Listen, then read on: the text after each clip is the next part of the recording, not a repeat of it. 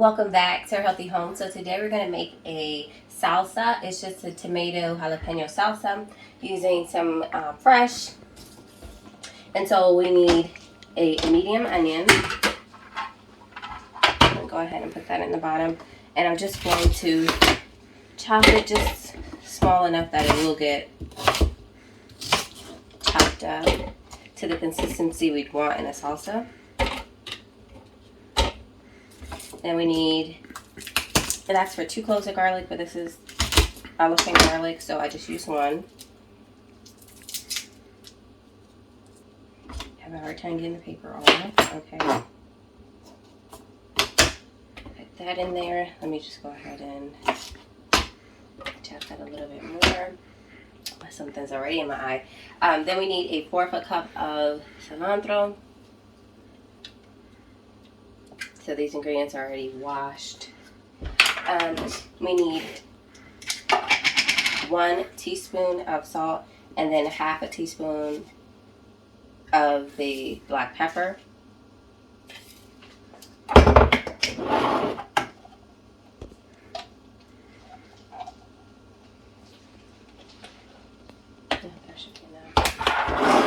And then the lime juice. It actually calls for fresh lime, but we're going to use some of the one that I canned.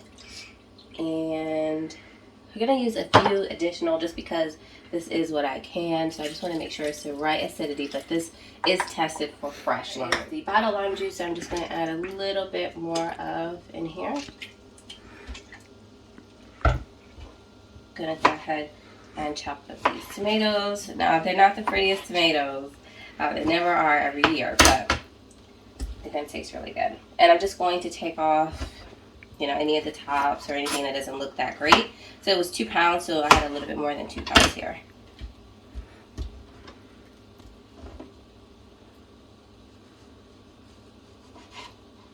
But look at the color of it.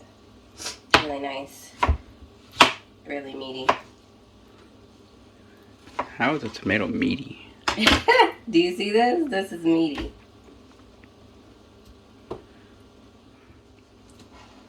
And I'm not going to throw the tops of these tomatoes away. I'm going to give them to the chickens. They love tomatoes. When we used to free range them, they would actually eat our tomatoes.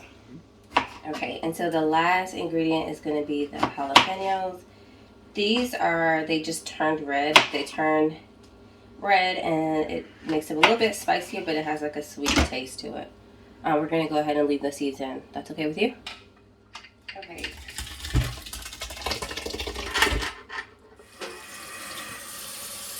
So for the steam can, you just get it up to the same level as this.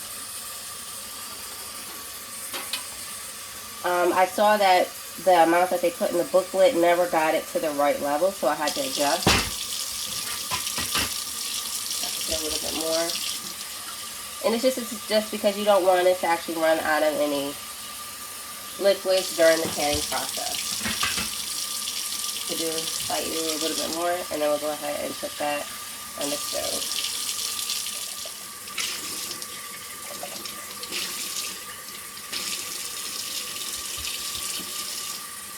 And so once I'm done with this, then I can go ahead and get the other canning equipment that I need ready. So we're going to bring this salsa to a boil, and then we're going to turn it down and let it simmer for 5 minutes. Now you always want to use a non-reactive pot, which is going to be either a Dutch oven, stainless steel, when you're canning, and then you want to make sure your utensil is the same kind of material. Don't use any wood for canning tomato products because you may stain it.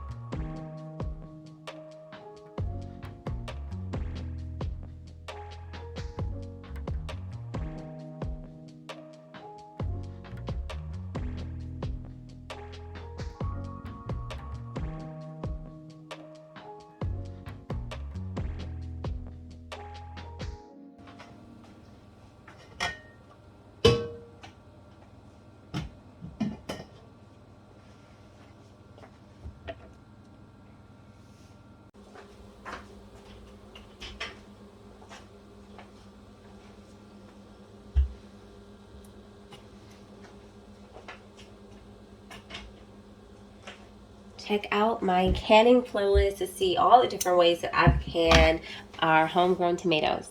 And thanks for watching.